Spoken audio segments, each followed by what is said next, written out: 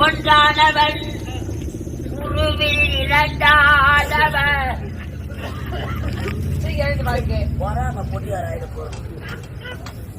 அது உண்ட வழக்கு தொண்டனுக்கு உண்டு. வைத்தனரே இங்க வாங்க. இங்க பாருங்க, என்ன உங்களுடைய அம்மா நினைச்சு தச்சு நேரம் என்னுடைய மடி மீது தலைவை அண்ணி மடி மீது படுத்து கொடுங்க. அம்மா மாதிரி அண்ணி பெரியவனா அப்ப மடி மீது படுக்கலாம். 4 சோப்பு நடக்கத்துல வெளியே சொல்லக்கூடாது. தப்பு தப்பா பேச தப்பு இல்லப்பா, வெளிநாடு போனீங்க. அண்ணி யாரு? பெற்றெடுத்த தாய்க்கு சமண்டா. மற்ற பிள்ளை யாரு? பெற்றெடுத்த பிள்ளையாக பாவிக்கணும். எங்க அண்ணி நான் உன்ன வேலை முடிச்சா வைத்தனரே நகர்ந்து படுங்க. சொல்லுங்க.